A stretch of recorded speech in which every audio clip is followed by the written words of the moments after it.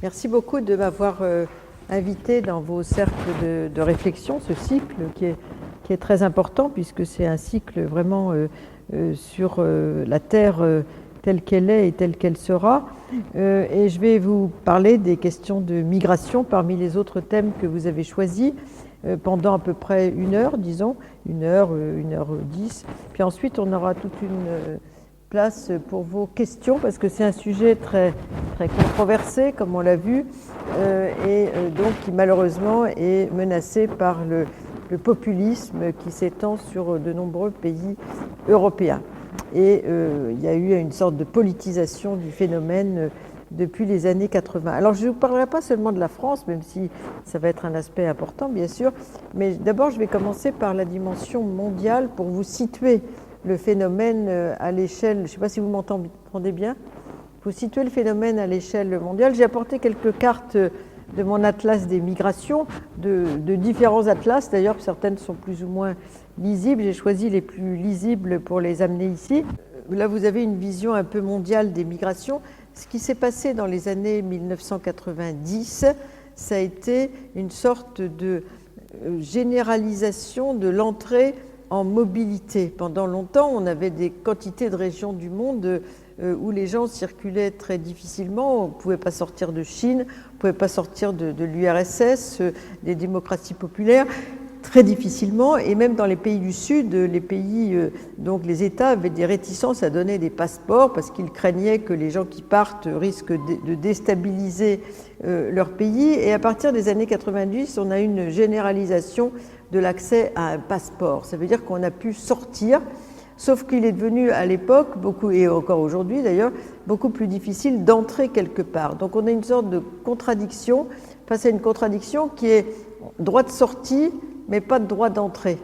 Et ça, c'est un phénomène qui caractérise toutes les crises migratoires que l'on peut avoir, parce que le droit d'entrée, il s'est beaucoup réduit avec le système des visas. À partir de 1986, il faut avoir un visa, par exemple pour les non-européens qui arrivent en Europe. Et donc le visa, il ne dépend pas seulement du profil de la personne, ce serait trop simple, mais il dépend surtout du risque migratoire que représente le pays d'origine. Donc, comme Européens, on a beaucoup de chance puisqu'on peut circuler dans aujourd'hui 185 pays sans visa, un peu moins bien, mais presque aussi bien que les Japonais ou les Sud-Coréens, mais ensuite, ou les gens de Singapour, mais ensuite, on est à peu près à la même enseigne que les Américains, que les Canadiens, etc. Mais ensuite, pour les Russes, on divise par 2, pour les Chinois, on divise par 4, et puis pour tous ceux qui traversent le désert ou la Méditerranée, ben c'est les derniers. Donc ils ont quasiment des passeports, ils peuvent aller quasiment nulle part, sauf dans les pays voisins, aussi pauvres et aussi chaotiques que le leur. Les Afghans, qui sont les plus mal placés, les Érythréens, les Somaliens, partout où il y a des risques de crise et de conflits qui amènent des gens qui sont craints parce que potentiellement radicalisés, parce que ceci, cela, eh bien, on a, comme ils disent, des passeports qui ne valent rien. Donc ça, c'est un problème énorme, l'inégalité du passeport. On a beaucoup de chance, si on est tous européens ici, d'avoir un passeport Bordeaux, parce que beaucoup de pays n'ont pas cette chance, et donc, dans ce cas-là, pas de mobilité.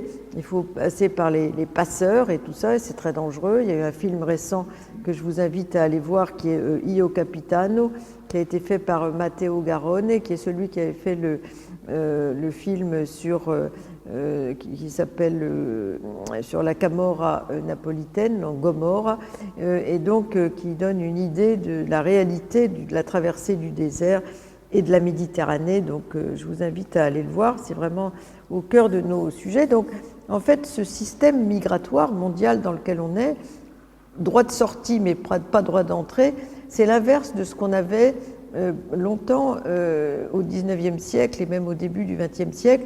C'était difficile de sortir de chez soi, mais facile d'entrer ailleurs.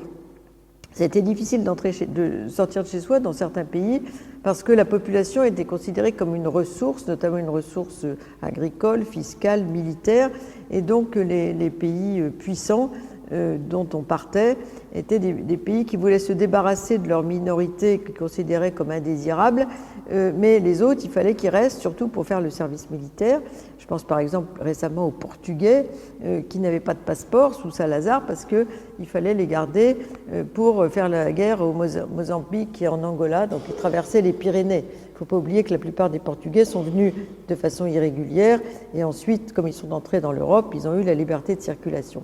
Donc en fait, droit difficile de sortir, mais facilité d'entrée, parce que d'une part, à l'époque, le droit d'asile, c'était pour 80%, 90%, 99% des candidats, donc il n'y avait pas de sujet, le droit d'asile. Aujourd'hui, on est à 35% en France, donc il y a quand même beaucoup de sans-papiers qui sont victimes, si j'ose dire, du raidissement de l'accès au droit d'asile, même s'ils sont tout aussi valeureux que les Vietnamiens, que les Chiliens, qui ont eu 100% de réussite à leur demande d'asile, etc. Donc c'est difficile d'entrer aujourd'hui, mais dans le passé, c'était difficile de sortir, mais en revanche, l'entrée était relativement facile. Même pour les sans-papiers, il y avait des régularisations automatiques parce qu'on avait besoin de main-d'œuvre, et les pays d'immigration de peuplement, comme les États-Unis, le Canada, l'Australie, ouvraient assez généreusement leurs frontières, même s'il y avait des tris selon les capacités des uns et des autres. Donc, inversion de la logique. Difficile de sortir, facilité d'entrée. Aujourd'hui, facilité de sortie, difficulté d'entrée. Donc, le monde s'est complètement modifié en termes de configuration migratoire au tournant des années 1990. Alors, combien il y a de migrants? Alors, on a une définition internationale du migrant international, donc, qui est quelqu'un qui est né dans un pays et qui vit dans un autre pays que celui où il est né. Donc la migration, c'est le déplacement géographique. C'est la définition des Nations Unies qui fait des rapports annuels, et selon ces rapports, donc, on a aujourd'hui 187 millions de migrants internationaux, ce qui pour 8 milliards d'habitants n'est pas colossal, et 3,5% de la population mondiale.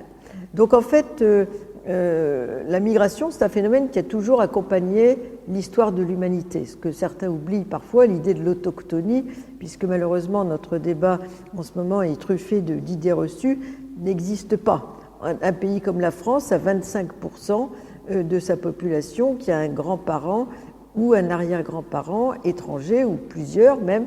Donc on est un pays fruit de l'histoire migratoire qui s'est passée pas seulement en Europe, mais autour, en Méditerranée, etc. Donc croire qu'on est un pays d'autochtones qui ont tous des racines dans un terroir, c'est une idée totalement fausse, totalement erronée depuis la nuit des temps. J'ai participé à un gros atlas sur la Méditerranée, de l'Antiquité à nos jours. La Méditerranée s'est construite avec les migrations, les échanges culturels écrits, notamment toute une série de productions également de commerciales, les guerres bien sûr, les conflits, mais beaucoup de cette culture méditerranéenne jusqu'à l'alimentation est le fruit de tous les échanges qui ont eu lieu en Méditerranée depuis l'Antiquité vraiment extrêmement ancienne. Donc en fait le monde est véritablement fait de la migration. Donc j'insiste beaucoup là-dessus parce que certains sont complètement tétanisés par le fait qu'on soit entré dans une période d'accélération de la mobilité. Aujourd'hui, par exemple, en France, on a à peu près un peu plus de 300 000 demandeurs d'asile, pas demandeurs d'asile, 100 000 demandeurs d'asile, mais 300 000 entrées légales chaque année. Donc le tiers, ce sont des réfugiés, des demandeurs d'asile. Et donc, selon ces définitions, donc, le migrant international est quelqu'un qui traverse une frontière, en gros. À côté de ces migrants internationaux, on a des migrants internes dans leur pays, à peu près 750-800 millions de migrants internes. Je vous dis à peu près parce que beaucoup de pays ne comptabilisent pas leur mobilité interne, notamment dans les pays du Sud, mais rien qu'en Chine, on a 240 millions de migrants internes, 240 millions, c'est beaucoup. Et ces gens n'ont pas le droit, s'ils sont nés à la campagne, d'aller en ville. Donc ils fabriquent avec ce système de passeport rural ou urbain des quantités de sans-papiers qui sont une main-d'œuvre très très intéressante pour un pays qui veut exporter. Et comme ça leur permet de lutter contre la pression de la population rurale sur les grandes villes. Donc ça a toujours été une obsession ancienne de la Chine, c'est pas récent, de limiter la population rurale vers les villes. Donc ça vous donne une idée du phénomène. Et pour les grandes régions d'immigration du monde, je vous donne quelques ordres de grandeur. 60 millions aux États-Unis. On a donc en Europe, en incluant, parce que les Nations Unies incluent l'Europe au sens large, c'est-à-dire la Russie, l'Ukraine, la Moldavie, donc ça fait 86,7 millions. Vous avez donc en Asie, on est autour de 88 millions. En Afrique, 26 millions. La plupart des Africains migrent en Afrique, je le répète, et pas, ils ne vont pas envahir ni les Européens ni quelques autres régions. L'essentiel de la migration en Afrique, c'est une migration intra-africaine. En Amérique latine, on est autour de 15 millions, 14,8, et en Océanie, de 10 millions, 9 millions 4 très exactement. Donc en fait, on est dans un monde où la migration a augmenté à l'échelle mondiale, et même en France, si on regarde les chiffres qui viennent de sortir de l'INSEE, on a plus de migrants, parmi eux les réfugiés. Donc les réfugiés sont des migrants, je le rappelle, certains opposent les uns aux autres, mais non. Et la plupart des entrées en Europe, et notamment en France, contrairement à une idée répandue, ce sont les étudiants. Il y a une très grande mobilité étudiante aujourd'hui, et suivie par les demandeurs d'asile, donc les candidats au statut de réfugié. Ensuite, on a les familles, et ensuite, on a le travail. Donc, ça ne correspond pas aux idées que certains ont. Les migrants sont rarement internationaux, sont rarement les plus pauvres aussi, parce que ce sont des gens qui, souvent, soit qui sont qualifiés ou très qualifiés, qui ont des visas d'entrée, sauf ceux qui ont la liberté de circulation comme les Européens, mais ce sont souvent des gens qui ont économisé de l'argent pour payer les passeurs, pour traverser par exemple la Libye ou la Méditerranée. Les plus pauvres sont extrêmement sédentaires, sauf dans le cas des déplacés environnementaux, parce que ça bouscule leur mode de vie, qui est souvent un mode de vie rural, donc la pêche, l'agriculture, également l'élevage. Et dans ce cas-là, la plupart, les 3/4 des déplacés environnementaux sont des migrants internes dans leur propre pays, et une petite partie, une vingtaine de millions, sont des migrants internationaux qui vont seulement traverser une frontière. En général, ils vont dans le pays d'à côté parce qu'ils recherchent un mode de vie qui ressemble à celui qu'ils avaient avant. Donc aujourd'hui, on a toute une série d'éléments.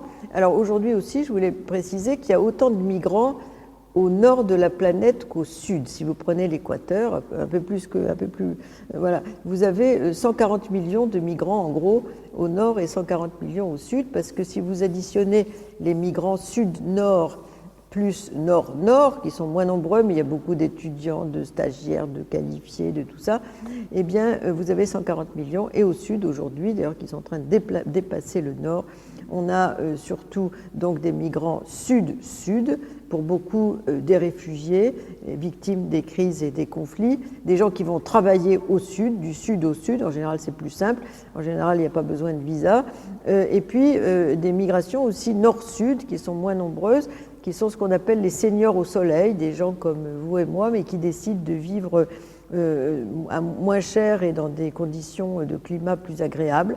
Donc de plus en plus de retraités aux États-Unis vont aller s'installer par exemple au Mexique, ou d'autres vont aller vivre en Europe, au Maghreb, d'autres, les Japonais, vont vivre aux Philippines, etc. Et donc on a un phénomène comme ça qui s'est développé de migration du nord au sud. Et puis du nord au sud, on a aussi des jeunes qualifiés qui, dans des périodes de crise, comme ça a été le cas en 2008, vont s'installer pour créer des entreprises ou travailler dans des grosses entreprises du Sud. Beaucoup d'Espagnols et de Portugais sont partis en Amérique latine ou alors au Maghreb pour les Espagnols. D'autres sont allés dans d'autres régions du monde, les Grecs et les Italiens en Australie, etc. Donc on a une assez grande mobilité. En revanche, dans toutes ces migrations, l'essentiel, ce sont des migrations régionales. C'est pour ça que je vous ai apporté cette carte, parce que vous avez en gris encadré ces fameuses régions migratoires. Dans toutes les régions du monde, il y a plus de migrants qui viennent de la même région que de gens qui viennent d'ailleurs. Par exemple, si vous prenez le cas des États-Unis, l'essentiel de la migration, c'est le Mexique ou le Canada, surtout le Mexique et l'Amérique centrale. Mais si vous prenez l'Amérique du Sud, l'essentiel de la migration, c'est une migration d'Amérique du Sud vers l'Amérique du Sud, c'est-à-dire les pays andins vers le Brésil, l'Argentine, l'Uruguay, le Chili, par exemple. Et puis, bien sûr, les Vénézuéliens réfugiés qui vont en Colombie. En Afrique, comme je répète, la plupart des Africains, donc 26,5 millions, migrent en Afrique parce qu'il y a des espaces de libre circulation pour le travail, deux grands pôles d'attraction qui sont d'un côté l'Afrique du Sud, pour ceux qui vivent dans l'hémisphère sud et qui sont anglophones, et de l'autre côté, on a le Maghreb, qui est bien sûr les métiers du gaz et du pétrole, le Golfe aussi, qui ne fait pas partie de l'Asie mais qui est assez proche, et puis l'espoir de passer en Europe pour certains qui donc vont se masser aux frontières de la Méditerranée. En Europe, 33% des migrants, contrairement à une idée répandue, une autre, sont des Européens. Et on a à la fois une vieille migration européenne d'Europe du Sud qui s'est sédentarisée en Europe, les Italiens, les Portugais, les Espagnols, les Grecs, mais aussi les migrants de l'Est. Aujourd'hui, depuis les années 90, ils ont bénéficié de l'ouverture des frontières, de l'entrée progressive dans l'Europe. Et donc, on a une migration, les plus nombreuses, c'est les Polonais et les Roumains, donc, qui travaillent dans certains pays européens.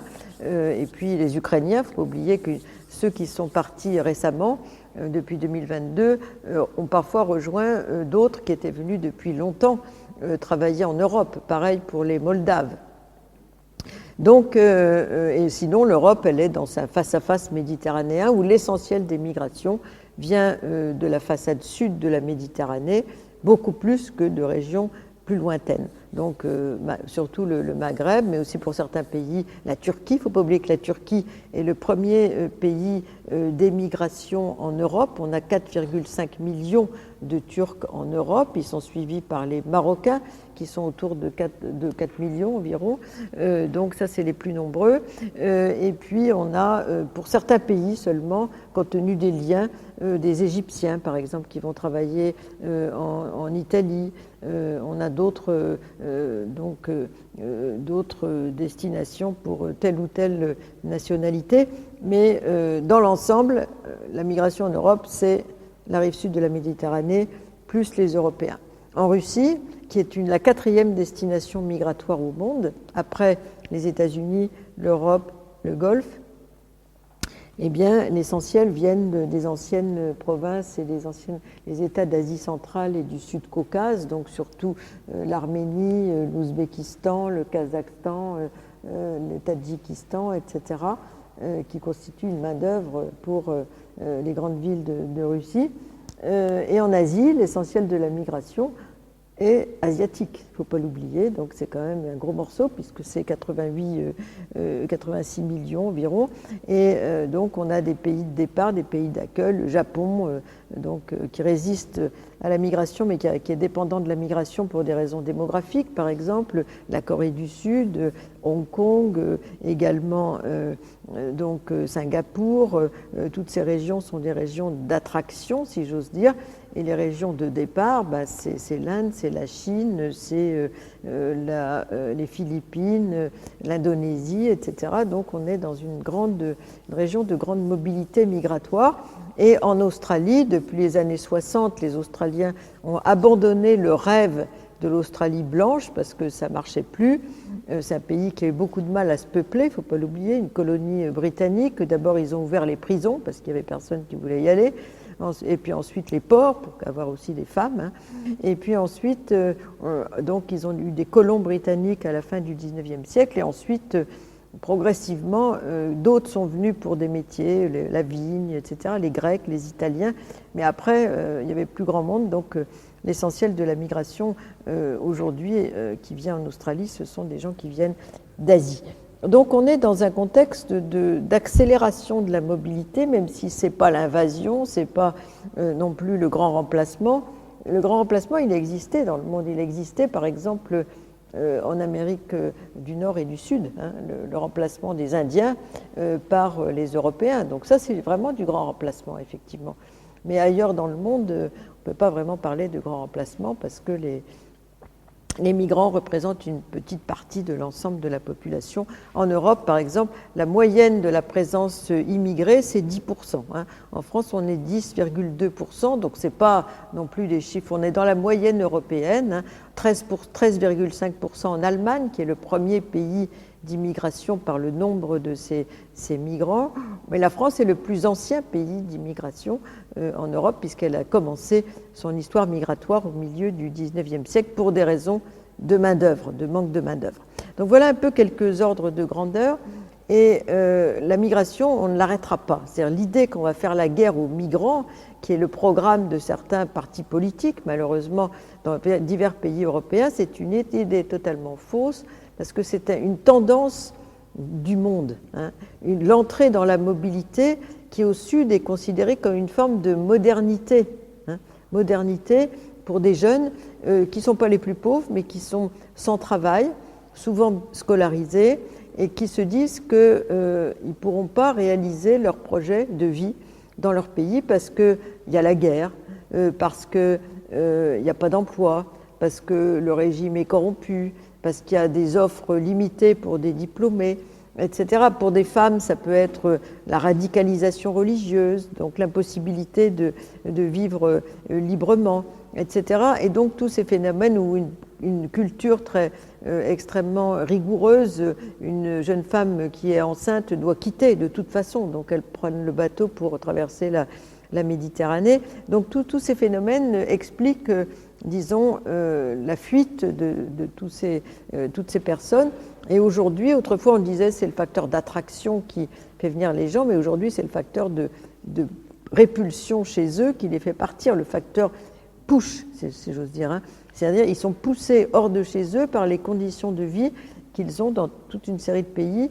Je suis allée une fois au Soudan, par exemple. Au Soudan, quand je suis allée, je me suis dit, dans un pays comme ça, il n'y a pas d'autre possibilité que de partir pour des jeunes, parce qu'il y a eu d'ailleurs 7 millions de départs, je signale très récemment, c'est beaucoup, à cause de la situation politique, à cause de la crise du Darfour aussi avait commencé à accélérer les départs. C'était une crise écologique pour le coup, une crise de l'accès à la terre. Hein. L'accès à la terre entre des agriculteurs qui étaient subsahariens et des gens qui voulaient leur prendre leur terre, qui était une population plutôt arabe et qui voulaient prendre ces terres pour construire, pour tout ça. Donc c'était un conflit vraiment sur l'accès à la terre dans un pays où elle est très sèche et où ceux qui vivent de la terre, ils vivent des pâturages, de toute une série de métiers ancestraux. Et ensuite, le conflit s'est ethnicisé, si j'ose dire, entre les Arabes et les subsahariens.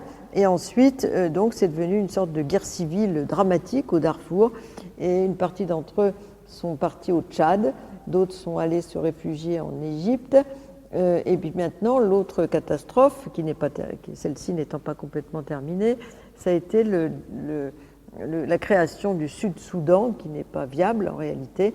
Donc la population du Sud-Soudan reflue vers Khartoum, où il y a des camps, etc., et dans une situation de pauvreté assez peu descriptible. Donc quand on est là, on se dit, voilà, il n'y a pas d'autre possibilité. Donc les gens, ils vont travailler dans le Golfe. Ils errent à travers les Soudanais. Certains arrivent jusque chez nous pour demander l'asile, ce n'est pas la majorité, mais ils sont également présents. Donc les éléments de répulsion, de push, sont devenus plus importants que les facteurs d'attraction, parce que contrairement à une idée répandue, les gens ne viennent pas pour la sécurité sociale. Hein. Quand on a 20 ans, ce n'est pas le sujet. Ils ne savent peut-être même pas que ça existe. Ou pour la retraite, ils viennent parce qu'ils se disent que chez eux, c'est plus vivable. Très souvent, dans les entretiens, ils disent ça. Je veux la paix, déjà la paix, très important, la paix. Et puis, vivre dignement. Et ça joue beaucoup dans la décision de partir. Autre élément structurel, donc je voulais vous montrer peut-être une autre carte. Voilà, les inégalités du développement humain, ça c'est un facteur clé, si j'ose dire, qu'on mesure avec le fameux IDH, espérance de vie à la naissance, niveau de scolarité et niveau de vie. Donc si on cumule ces critères, qui sont les critères d'un prix Nobel d'économie indien qui s'appelle Amartya Sen. On a cette carte en rouge, on voit l'Afrique subsaharienne, donc parmi les plus inégaux face au développement humain. Donc les gens étant de plus en plus scolarisés, de plus en plus urbains, en meilleure santé, ils se disent « moi, je n'ai pas d'avenir là, je pars ». Ce qui favorise aussi tout ça, c'est l'importance de la jeunesse. C'est pas, les liens entre développement entre migration et démographie sont plus complexes qu'on ne le croit.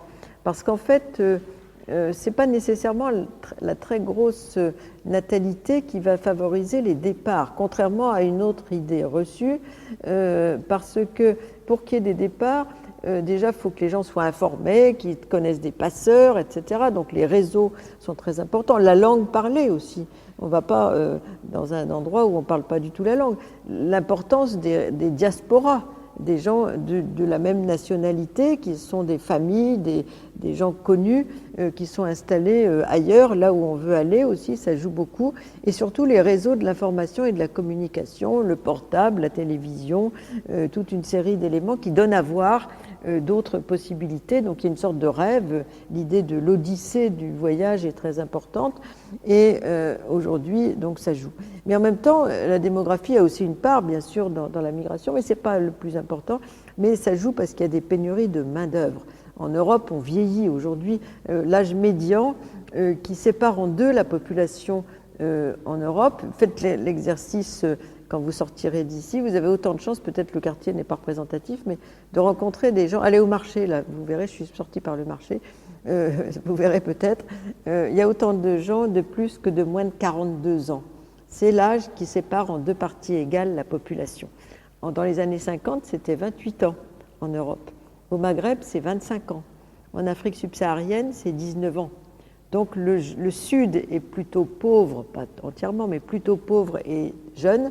Le Nord est plutôt vieux et plus riche. Donc voilà un peu la configuration. Donc effectivement, ça peut être un élément, mais je vous dis, il faut relativiser parce que le pays d'où il y a le plus de départs en Afrique, vous ne devinerez peut-être jamais, c'est pas le Niger où il y a 8 enfants par femme, c'est la Tunisie.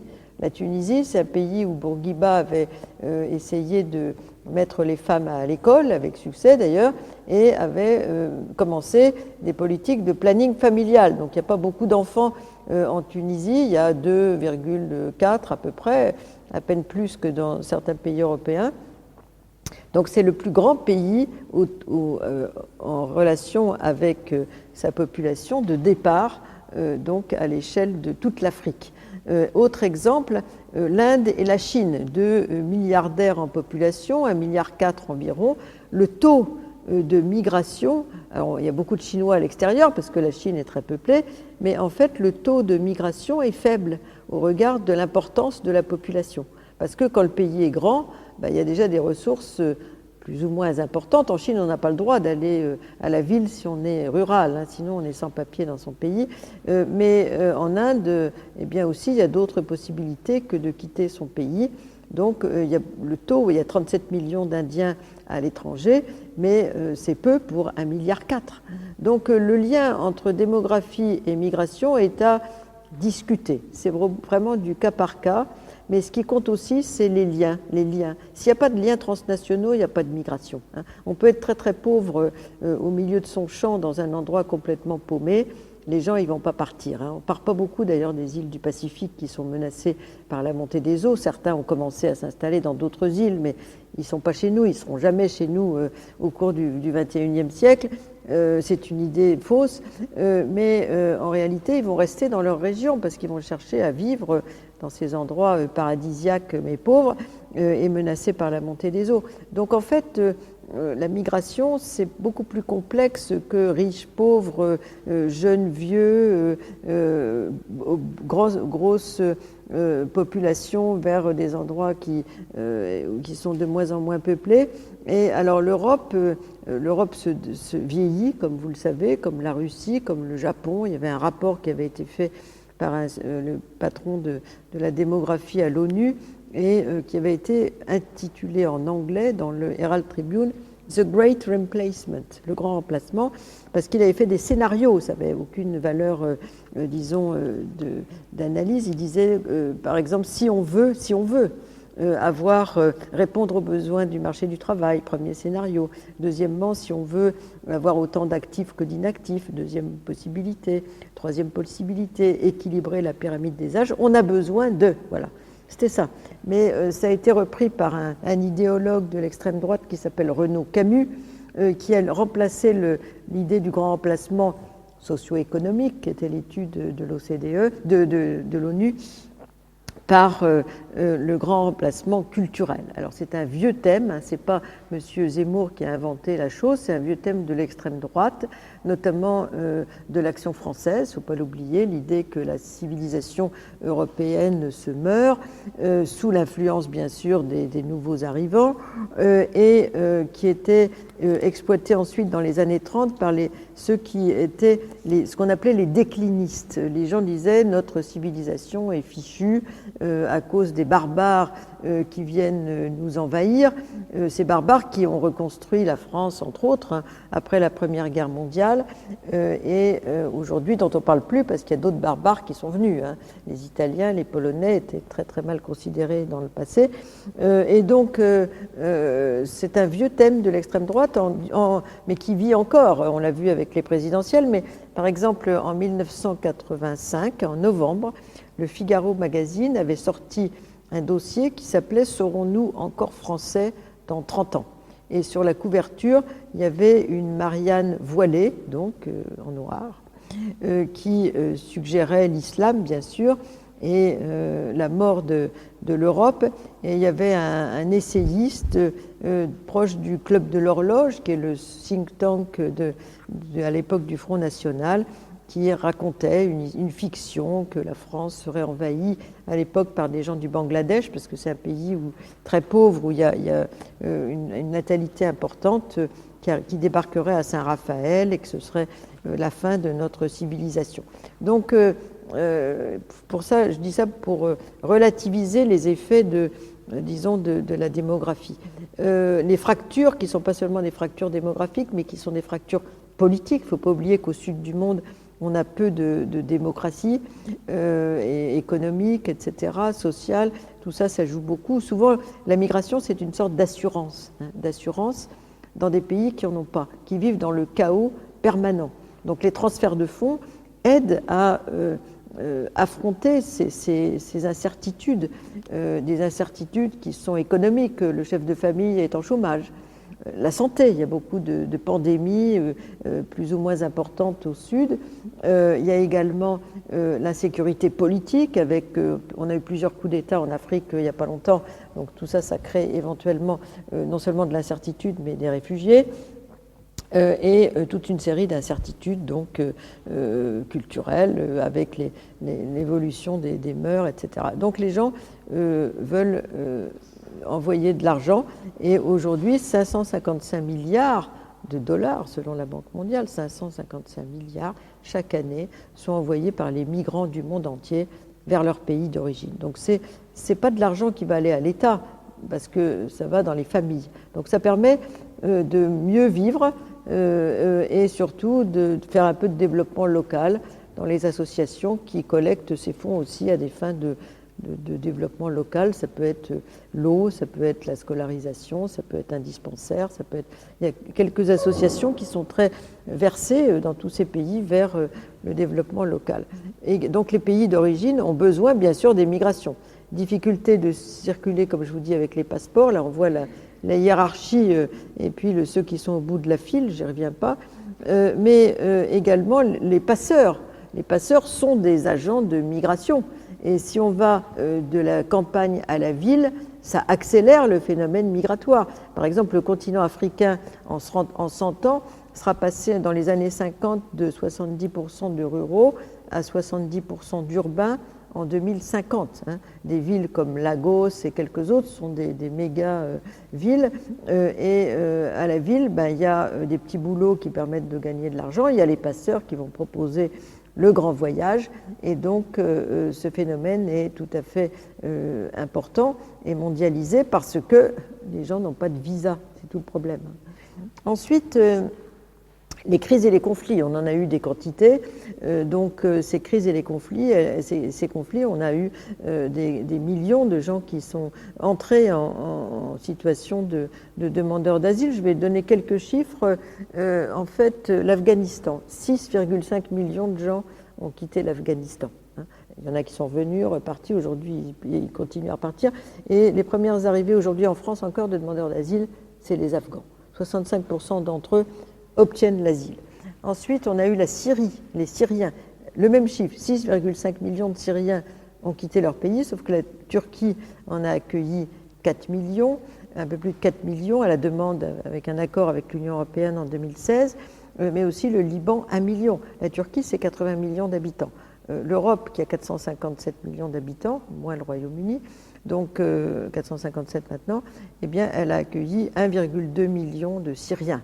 Donc on a parlé de l'invasion, mais en fait, c'était peu. En France, 35 000 Syriens seulement. L'Allemagne, 1 million. Donc il faut remettre un peu les chiffres, disons, pour pouvoir comparer les choses. Je ne vais pas vous abonder de chiffres, mais le Venezuela, il y a 6 millions de gens qui ont quitté le Venezuela. L'Ukraine, 8,5 millions de gens ont quitté l'Ukraine, etc. Donc on a eu des chiffres, 7 millions de Soudanais, comme je vous l'ai dit. On a des chiffres énormes de population de réfugiés, ce qu'on appelle la migration forcée par rapport à la migration volontaire dont je vous parlais, et qui souvent d'ailleurs vont dans le pays voisin. 90% des réfugiés vont dans le pays d'à côté. La plupart des Pakistanais, des Afghans, ils sont allés au Pakistan ou en Iran. C'est pour ça qu'ils veulent aller en Angleterre, parce qu'il y a beaucoup de Pakistanais, ils les connaissent, ils sont allés travailler chez eux, ils parlent parfois une langue commune, et donc ils sont attirés par ça parce qu'ils savent qu'ils vont pouvoir s'insérer dans le marché du travail. Puis en Angleterre, il n'y a pas de contrôle d'identité. Une fois que vous êtes entré, on n'a pas le droit de demander l'identité aux gens.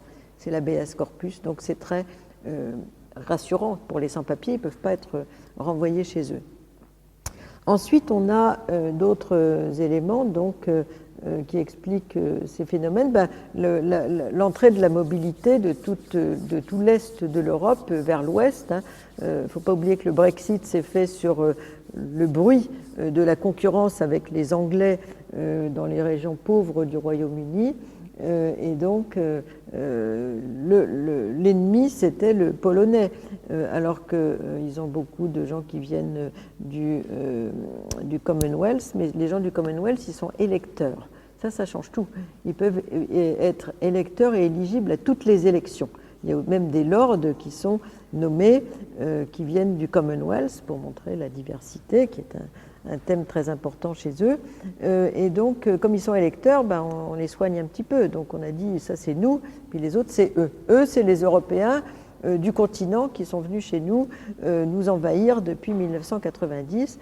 Donc, c'est sur le thème du rejet des Polonais, ça peut nous paraître surréaliste chez nous, que ces gens ont été rejetés. Maintenant, certains reviennent parce qu'il y a quand même des pénuries.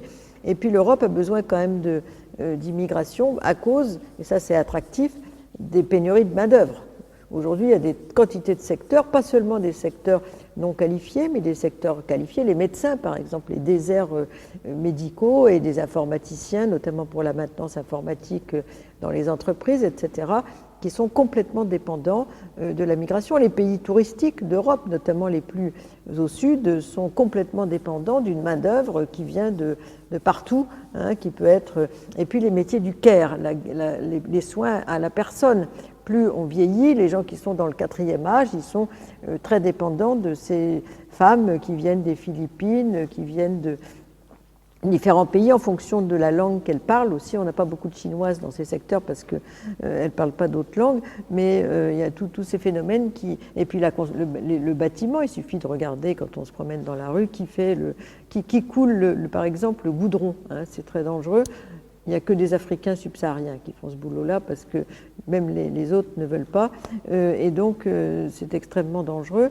Et puis, on a vu pendant la Covid les effets de la pénurie. Le rêve de frontières fermées de l'extrême droite s'était enfin réalisé.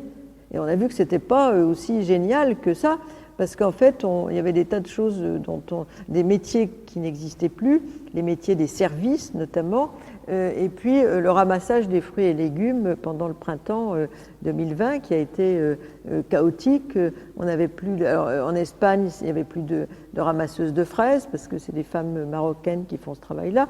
Dans le sud-est de la France, où il y a beaucoup de Marocains qui viennent travailler aussi, ramasser les légumes dans l'agriculture et les fleurs qui sont dépendantes de ces ramassages, plus de gens qui viennent surtout du Maroc, de la campagne marocaine pour faire ce travail.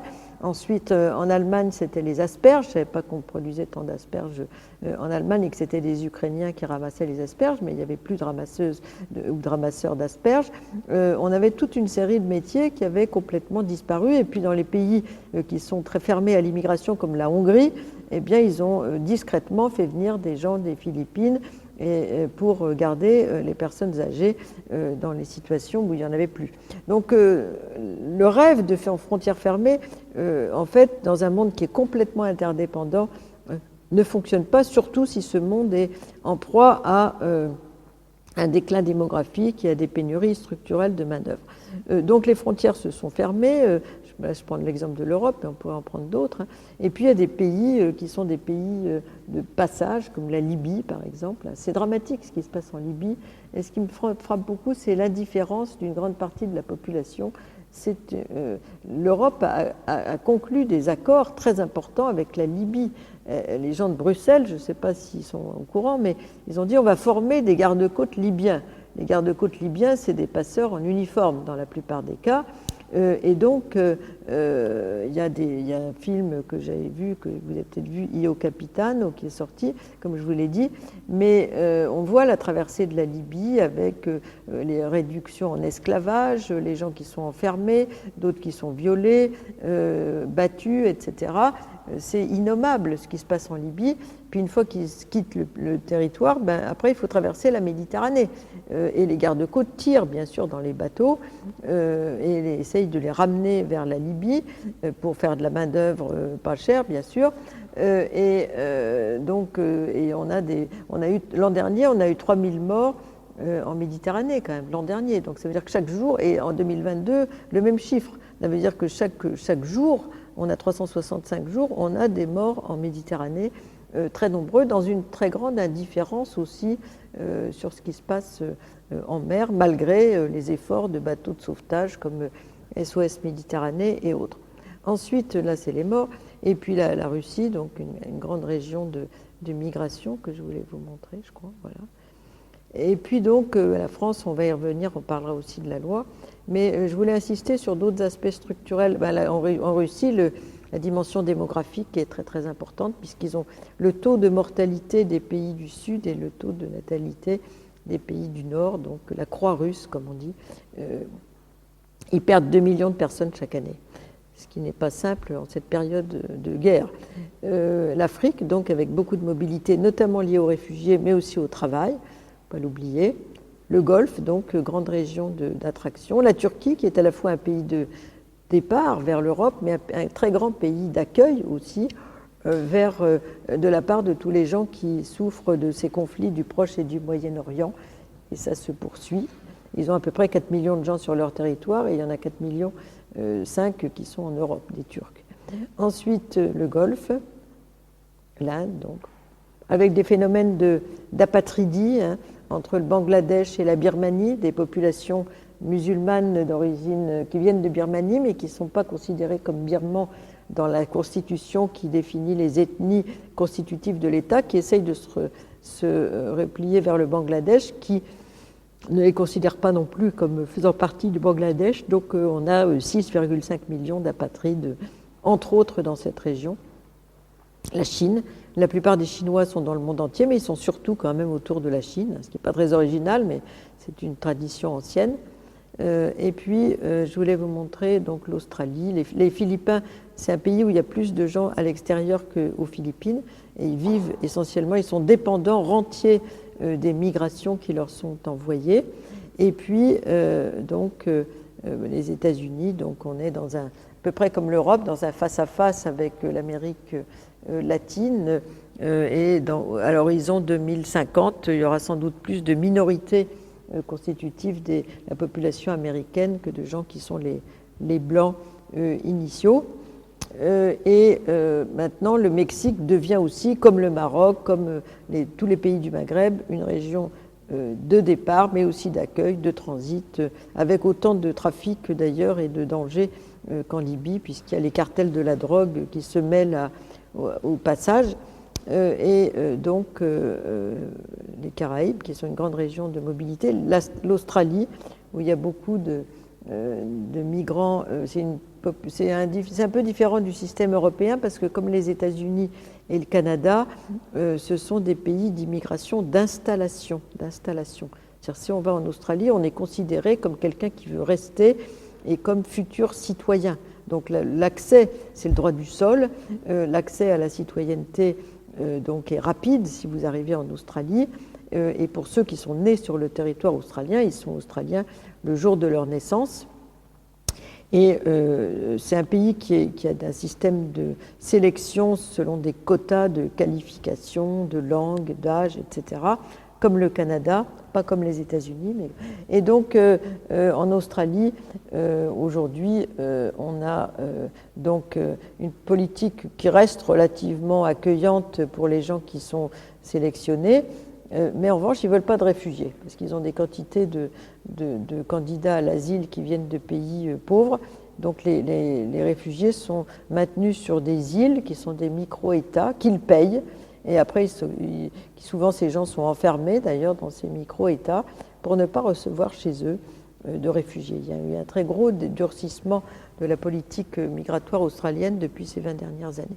Je voulais terminer là-dessus. Donc, je vous parlais de l'urbanisation galopante de la planète qui favorise pas seulement l'entrée en migration, mais aussi un des aspects environnementaux, qui est un autre aspect structurel de la migration, les gros ports qui sont au bord de l'eau, qui sont des des comptoirs coloniaux pour beaucoup, en Inde notamment ou en Chine.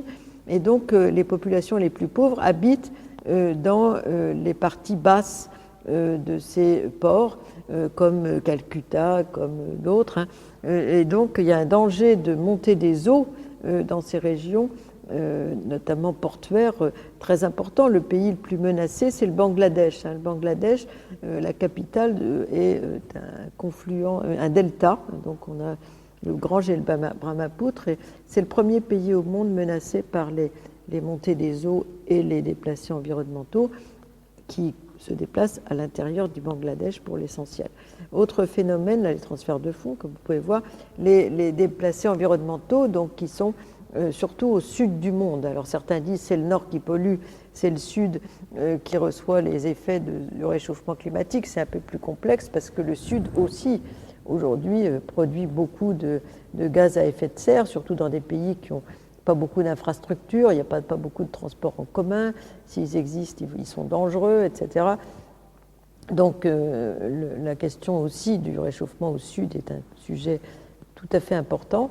Et il n'y a pas que les effets du réchauffement climatique. On voit les effets, la montée des eaux, par exemple, dans les îles du Pacifique, qui sont des îles Tuvalu, les îles donc tout autour des Fidji, etc., avec certaines qui vont disparaître à l'horizon 2050.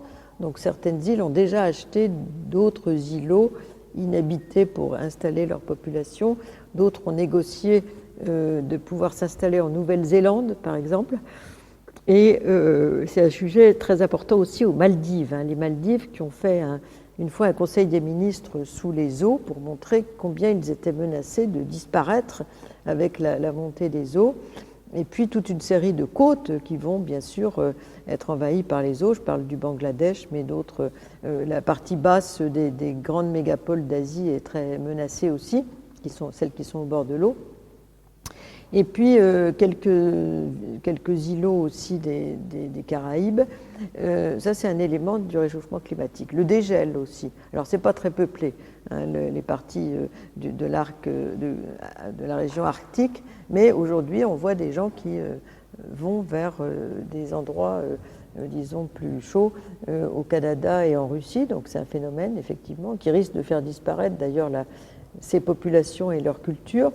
On a également, alors en revanche, il sera plus facile de circuler dans les régions arctiques, y compris avoir des bateaux de commerce, puisque certains des endroits sont en plein dégel. Parmi les éléments liés au réchauffement, il y a aussi la désertification. Je vous en parlais à propos du Soudan, mais c'est vrai aussi pour tout le Sahel, hein, qui est très menacé, et des pays très peuplés, très pauvres, comme le Niger, par exemple, sont particulièrement menacés. Donc les pays qui sont proches de ces régions désertiques du Sahel sont, eux, vraiment menacés par l'arrivée des déplacés environnementaux. Quand je vais au Maroc, je leur dis, vous, en Europe, c'est moins sûr, mais peu sûr, même qu'on est à sa porte des déplacés environnementaux, mais les pays du Maghreb ont proche de chez eux ces régions désertiques de plus en plus, disons, inhabitables, et donc qui sont aussi, avec d'autres phénomènes, les invasions de sauterelles, la déforestation, etc., qui sont particulièrement pointés par le réchauffement climatique. Également d'autres phénomènes qui ne sont pas nécessairement liés, enfin moi je ne suis pas assez compétente là-dessus, mais on n'a pas de preuve véritablement que les éruptions volcaniques, que les cyclones, que les tornades, qui nous donnent l'impression de s'accélérer aujourd'hui, soient nécessairement liés au climat, parce que ça fait partie de l'histoire du monde, hein, ce genre de catastrophes. Mais c'est vrai qu'on en a beaucoup, hein. Peut-être qu'avant, il y avait moins de couverture médiatique de ces catastrophes, je ne sais pas, mais il y a des régions du monde, comme la Réunion, comme les Caraïbes, comme l'Amérique centrale, etc., qui sont en permanence aujourd'hui menacées, qui font partir une partie de la population. Donc ça aussi, c'est un sujet, mais la plupart, ce sont les plus pauvres, les victimes des déplacés environnementaux. Surtout, ils n'ont aucun statut. Ils n'ont pas le droit de circuler dans le monde parce qu'ils n'ont pas de statut de migrants international, ni même de réfugiés. On a dit qu'ils ne sont pas menacés de persécution. Et donc, aujourd'hui, ils existent, mais ils se cachent comme identité pour avoir un statut sous l'image du réfugié, par exemple. Mais pour l'instant, il n'y a aucun statut pour les déplacés environnementaux. Donc voilà quelques éléments de notre sujet pour dire que la migration, elle va se poursuivre de toute façon. Ce ne sera ni l'invasion ni la conquête, contrairement à ce que disent certains, mais c'est un phénomène qui fait partie du monde, comme il va, hein. Voltaire, il avait fait une pièce de théâtre, je crois, qui s'appelait Le monde comme il va.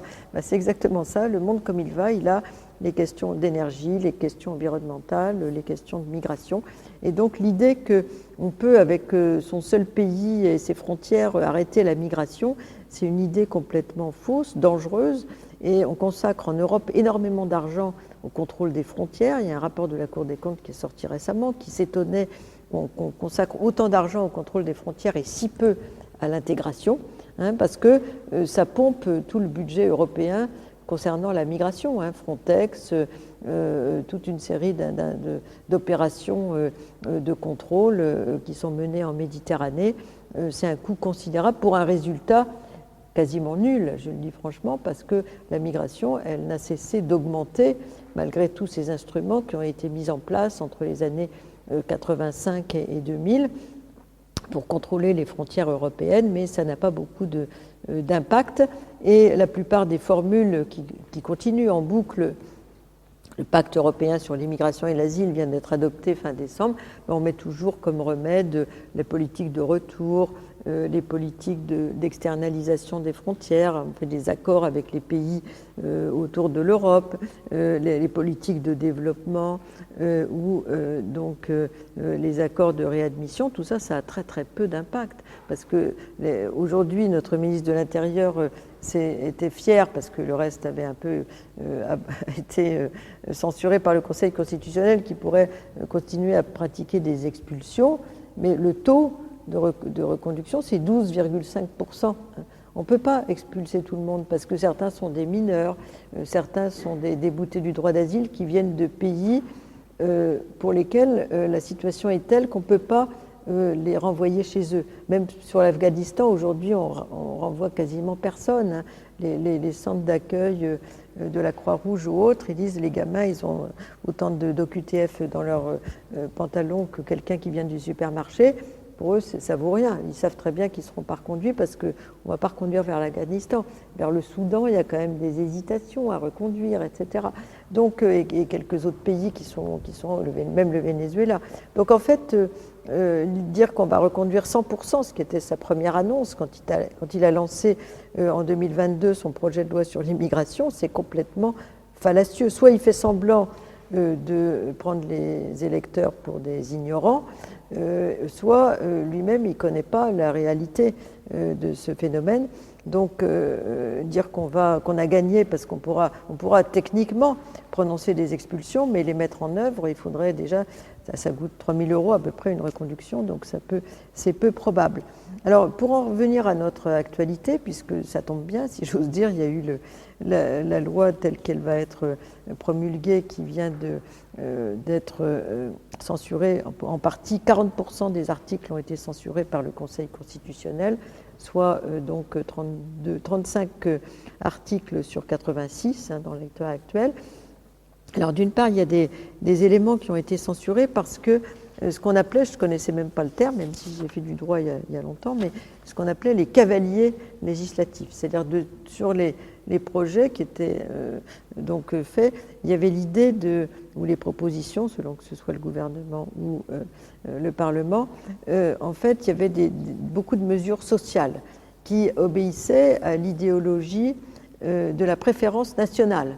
Donc l'idée, c'était de demander un temps de séjour régulier beaucoup plus long pour accéder aux allocations familiales, pour accéder à l'aide au logement, pour accéder à l'aide personnalisée à l'autonomie, la fameuse APA, pour toute une série de prestations sociales. Et donc, c'est des aides qui sont contributives, comme on dit, c'est-à-dire quand on travaille, on finance sa sécurité sociale et donc toutes ces aides sont disons la contrepartie du fait qu'on a financé ces aides.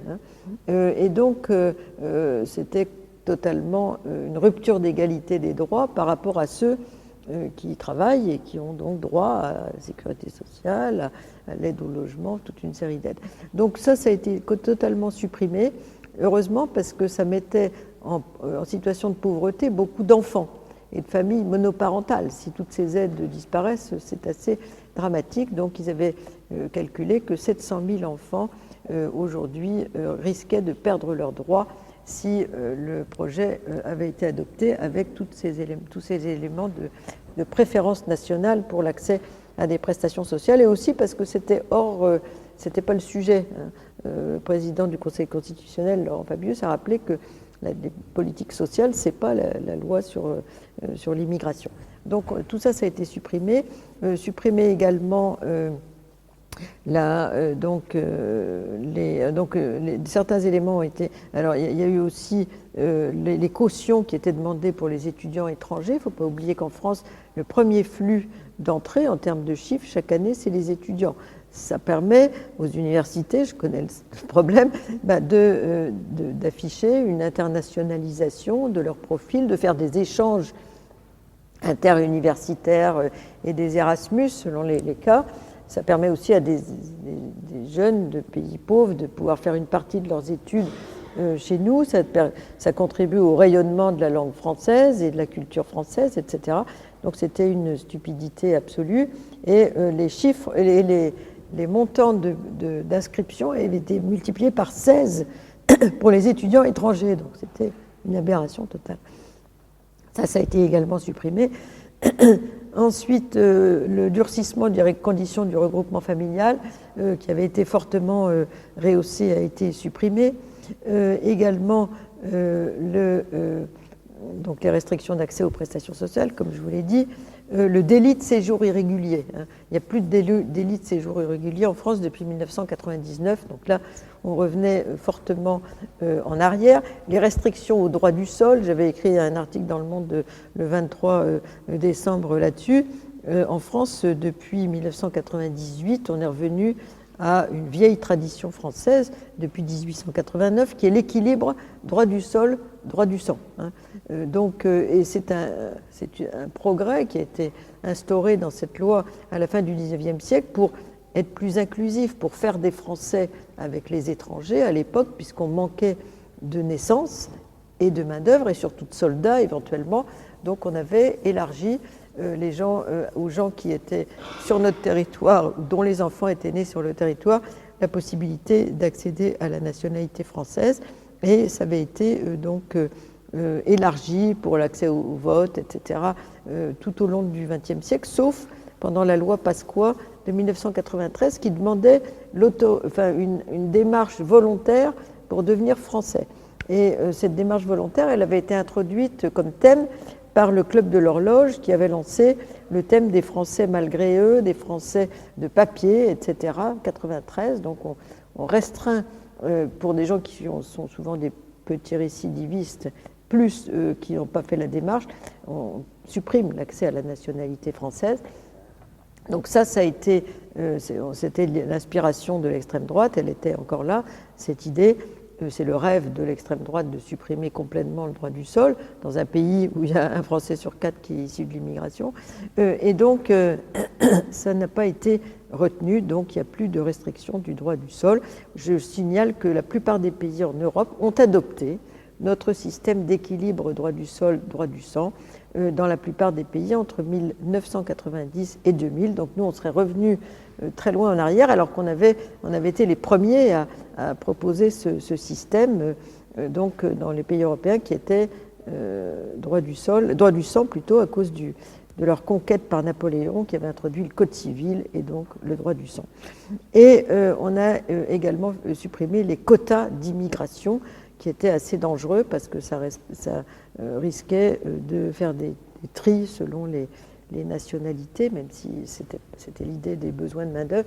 Et puis, bien sûr, a été maintenue la régularisation des sans-papiers dans les secteurs en tension. Et alors que la droite au Sénat s'était opposée à cette mesure, ça a été maintenu. Donc il y a beaucoup de choses qui ont été censurées, je rappelle, mais il y a quand même des choses qui restent, disons, sans solution, notamment le droit d'asile, l'idée d'avoir un juge unique. Le juge unique, c'est un peu dangereux parce que on avait un système collégial, on a toujours jusqu'à la mise en œuvre de la loi, où on a un juge, de la Cour nationale du droit d'asile, plus un haut magistrat, général Conseil d'État de Cour des comptes, qui préside, et puis on a quelqu'un du Haut Commissariat aux réfugiés, ou alors on a parmi les juges de l'asile aussi des universitaires, des gens qui ont des engagements dans des ONG. Donc c'est plutôt une garantie d'une décision très importante pour les gens, parce que c'est pas tout à fait le droit de vie ou de mort, mais enfin, si on est débouté, on peut être reconduit dans son pays, on est sans papier, etc. Et si on a un seul juge, ça dépend un peu des options politiques du juge, de l'influence de la préfecture, il ne faut pas l'oublier, puisqu'on va aussi régionaliser la Cour du droit d'asile, qui est une cour de recours, de commission de recours. Si le préfet dit aujourd'hui, surtout, soyez très strict parce qu'on a beaucoup trop de gens déjà dans notre territoire, etc., le juge il risque d'être sous l'influence du préfet dans sa décision unique, ou alors sous l'influence de tel ou tel parti politique particulièrement représenté dans le département. Donc la collégialité de la décision va disparaître. Donc ça, c'est tout à fait inquiétant. Et puis les mesures d'expulsion sont maintenues, mais enfin la réalité sera sans doute différente. Donc voilà un peu ce que je voulais vous dire sur le projet et son déroulement. C'est une loi qui a servi à rien, si j'ose dire. Ce débat a servi à rien puisqu'on en revient à la case départ, si j'ose dire, avec cette loi, compte tenu de la façon dont elle a été démantelée, à mon avis, fort heureusement, par le Conseil constitutionnel, pour des raisons juridiques. Là, ils ne se sont pas prononcés sur le fond, mais ils se sont prononcés sur des raisons juridiques. Donc, au mépris de la constitutionnalité, ils ont voté cette loi, les députés et les sénateurs, alors qu'il avait été dit que notre président avait dit c'est le bouclier qu'il nous faut. Et puis ensuite, une fois qu'il a vu peut-être les dégâts du vote, il a tout de suite proposé de saisir le Conseil constitutionnel immédiatement après son adoption. Et maintenant, on voit l'échec, si j'ose dire, de ce projet qui était considéré comme quelque chose de majeur dans son programme. Donc la portée politique de tout ça est quasi nulle. À mon avis, ça fragilise plutôt le ministère de l'Intérieur que ça le renforce, même si il affiche une approche, disons, souriante sur la loi. Le plus rassurant, c'est que la préférence nationale a été écartée et que le LR et RN qui voulaient faire une sorte de coup de force avec cette loi, finalement, ont complètement échoué. Donc voilà un peu le contexte, mais ce n'est pas seulement en France qu'on peut être inquiet. En Allemagne, il y a l'AfD, donc le parti d'extrême droite, qui s'est réuni secrètement à Potsdam et qui parlait, c'est sans doute une sorte de rêve, de déporter tous les migrants non européens et musulmans dans un pays du Maghreb. Je ne sais pas lequel, peut-être la Libye, je ne sais pas, enfin, aucun accord n'avait été conclu, mais enfin le rêve de la déportation, hein, dans un pays quand même qui a une histoire lourde en la matière, recommencer avec les Arabes, les Turcs, etc., en Allemagne. Et donc, ça a tellement, bien que les réunions aient été secrètes à Potsdam, ça a été ébruité, et ça a inquiété beaucoup la CDU, qui a décidé donc de garder une politique très ouverte. Il ne faut pas oublier que l'Allemagne a une politique d'ouverture aux droits du sol, comme je vous ai dit, depuis les années 2000, qui a été élargie encore très récemment avec les Verts, et également l'Allemagne est sortie de la suspension de l'immigration de travail. C'est le seul pays européen qui soit sorti de ce dogme dans lequel on n'arrive pas à sortir, qui crée énormément de sans-papiers, la suspension de l'immigration de travail salarié. Donc on vit dans un continent qui est un des plus importants continents d'immigration dans le monde, mais où l'immigration de travail, pour la plupart des cas, est interdite. Donc ce qui fait tous ces gens qui vont traverser la Libye et le Sahara, qui vont essayer de demander l'asile. Ça engorge bien sûr l'asile avec des gens qui peuvent correspondre au profil, mais qui sont aussi des gens qui cherchent du travail. C'est moins clair, ce qu'on appelle des flux mixtes, et ça met dans une situation de précarité beaucoup de gens qui sont venus en fait pour travailler. Donc voilà un peu le contexte. L'Italie qui s'était fait élire sur le fait qu'elle serait très restrictive sur l'immigration, Madame Meloni, en même temps elle peut plus complètement dire voilà, j'ai tenu bon, puisqu'elle est obligée d'ouvrir ses ports en Méditerranée, puisque c'est un point d'arrivée très important.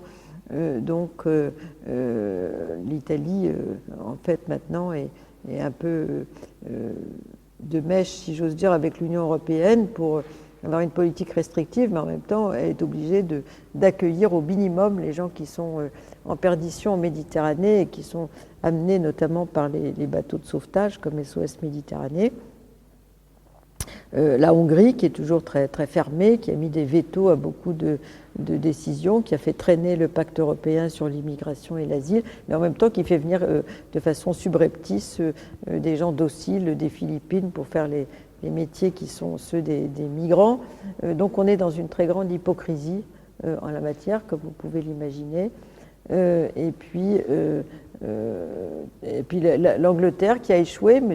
Sunak, donc il a échoué dans son projet de faire traiter la demande d'asile au Rwanda, parce que dans sa grande sagesse, ça avait été voté à la Chambre des communes, mais la Chambre des lords a refusé en disant que le Rwanda n'était pas un pays suffisamment sûr et fiable pour assurer le premier tri des demandeurs d'asile. Donc voilà un petit peu où on en est. Donc c'est souvent un coup d'épée dans l'eau, tout ça, mais ça alimente, disons, l'extrême droite, qui est aussi aux manœuvres dans certains pays du Nord pour inspirer la politique migratoire, comme au Danemark, en Suède, etc.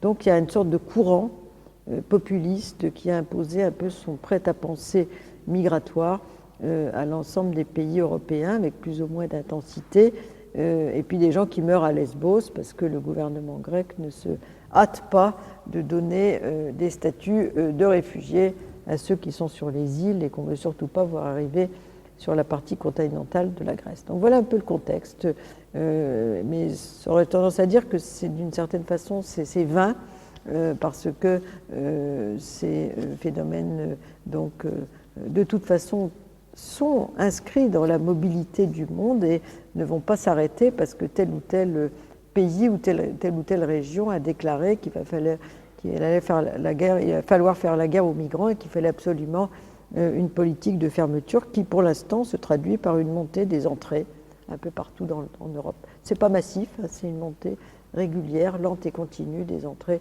aussi bien de demandeurs d'asile que d'autres migrants. Voilà un peu ce que je voulais vous dire sur le sujet.